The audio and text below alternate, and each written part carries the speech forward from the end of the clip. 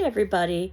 Welcome back to CMN 201, and this is for our class for Thursday, May 7th, where we are, believe it or not, at our last class before our final examination.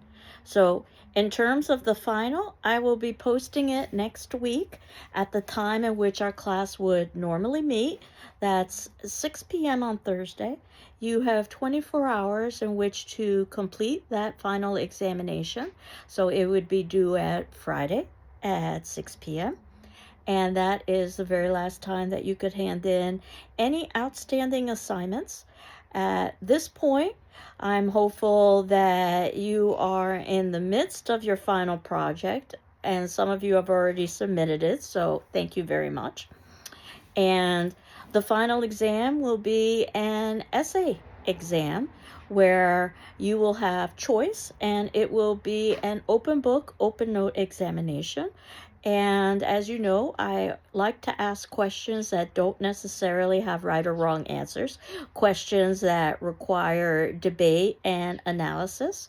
So it's all about how you put together your argumentation. If you've been watching all the class videos and doing all of the class readings and watching all of the films, it's just a question of you synthesizing everything. And you can review the entire semester in our Moodle side at the top of the page, where I have listed all of our past class sessions, and that puts us at the very beginning of the class where I introduced the syllabus to where we are now, which is putting some closure onto Get Out and also talking about the 2020s, because Get Out was supposed to be representational of the 2010s. And as I had indicated, it was the film that spurred me to put together this class in the first place. And I am working on a book on horror film, and I wanted to read to you just a section of what I've written about Get Out.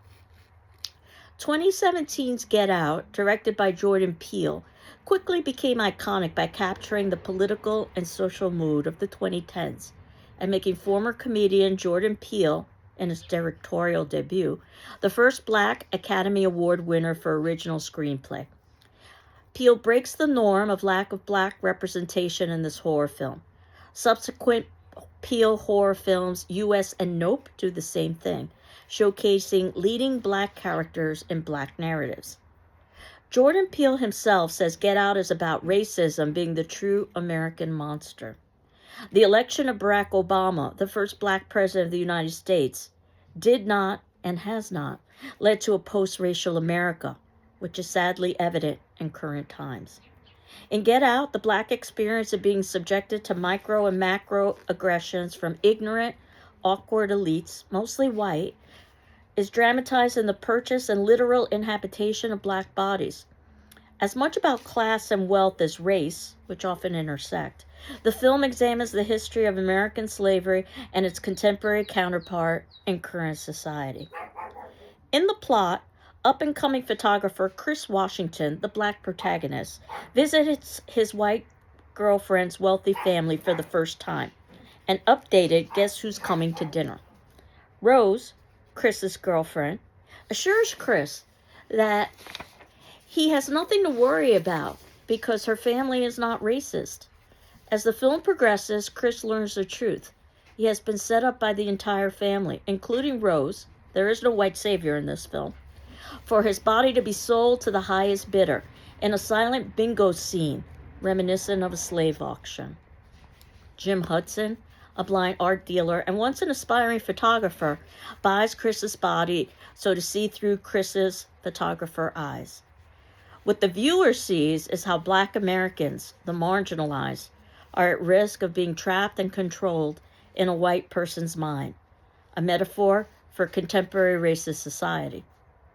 Chris is imprisoned in the basement, the same basement where Rose's father earlier complains of an infestation of Black mold, to await the transplantation of Jim Hudson's brain into Chris's body, an excellent metaphor for brainwashing. Eventually, Chris escapes and Rose, dressed as if on safari, chases after Chris with a shotgun.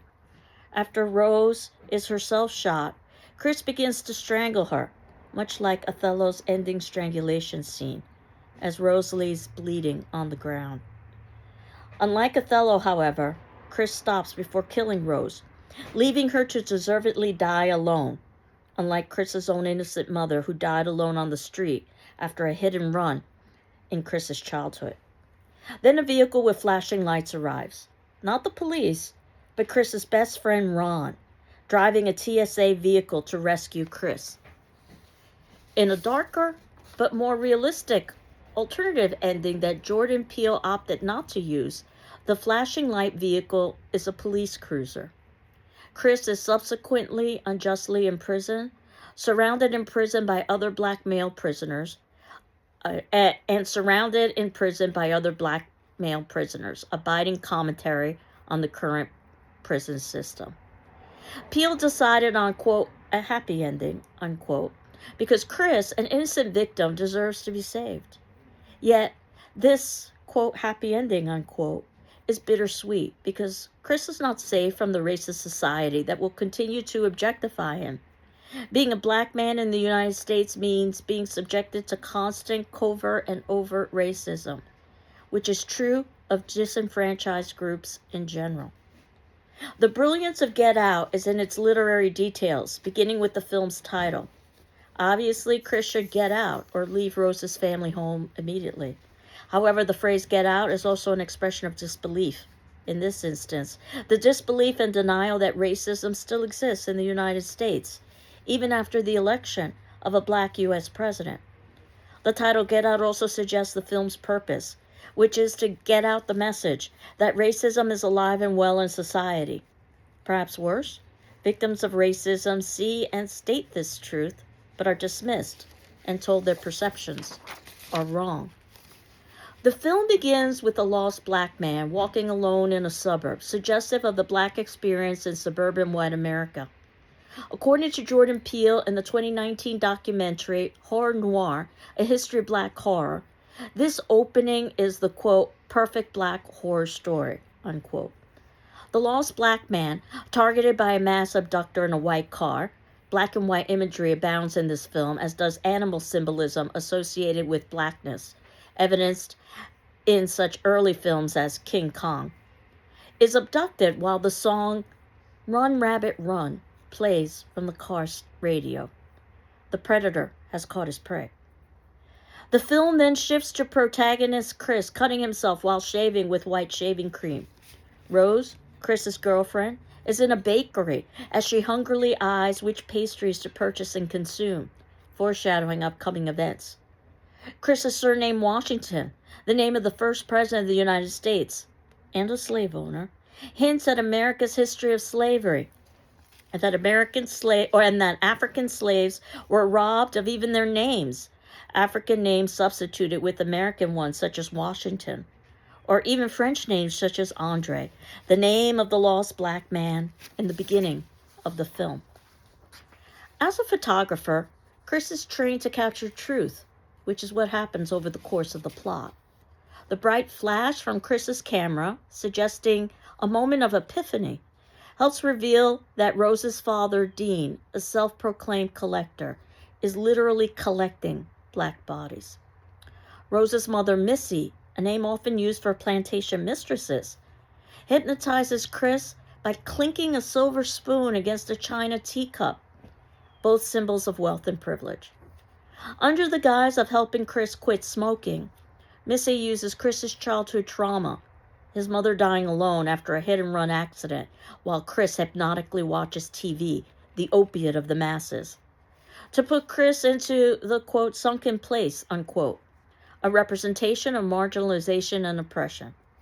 At one point, Chris saves himself by stuffing cotton in his ears to block Missy's hypnotic message, subverting the historical use of cotton during slavery.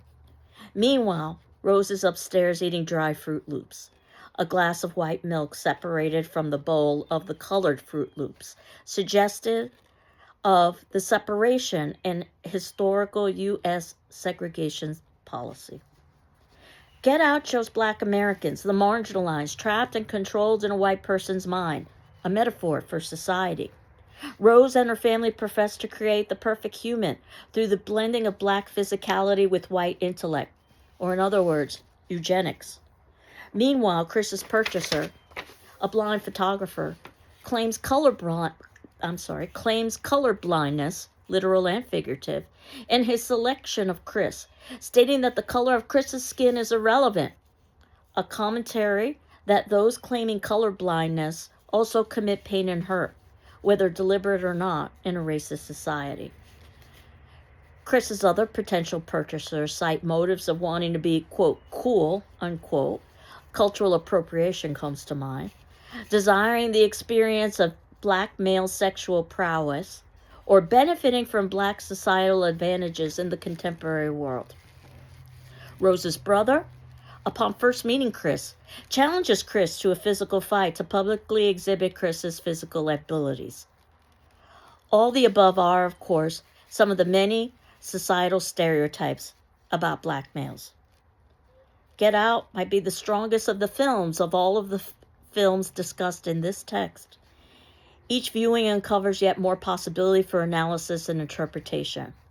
Watch this film, and watch it more than once. So, as I said, I'm working on a text and horror film that covers all of the horror films that we've talked about over the course of the semester. And the missing link, so to speak, is what to do for the 2020s. And I've been searching since we turned to 2020 for a film that could represent the decade. And I may have found it. I'm not sure. We're a little bit more than halfway through the decade, but we'll see if another film pops up that somehow does a better job than Sinners has done. But I've mentioned Sinners before. It is a film that is a little bit of everything. It is a romance. It is a horror film. It is a musical. It is a historical documentary. In many ways, it reminds me of Citizen Kane. So if you know anything about film studies, you know that Citizen Kane is usually considered to be, if not the best film ever made, then one of the best films ever made. One of the things about Citizen Kane is that it includes so many different genres. And that's what we see with Sinners. And I highly encourage you to watch this film, which was nominated for the most Academy Awards of any film in the Academy's history. That said, it didn't win every nomination. Maybe it should have. I'm not sure. But I have been searching fruitlessly to find a free online link for Sinners. The movie just came out, relatively speaking, so it is, at least from my perspective, impossible. If you were to find a free link for Sinners that you could share with the class, I would be very appreciative. Please just send it to me. What I have included, though, are some of the links that have been posted on YouTube by Warner Brothers, the distributing company. So you can get a sense of the film, and I highly encourage you to watch these links because it'll give you a little bit of a taste of what happens with the film. So you've got some previews, and you've also got some longer pieces that'll show some of the musical numbers. If you do watch Sinners, I can tell you that you need to watch the film past the credits, because after the credits are over, the story will continue. So it's a little gift for those individuals who stay past the credits. So I'm going to leave you with watching these previews and these musical selections from Sinners for the rest of the class. No attendance question today, so that you can work on your final project and prepare for your final exam. And we will continue on next class with the final exam. I hope you're doing well. I'm doing well. Take care. Bye-bye.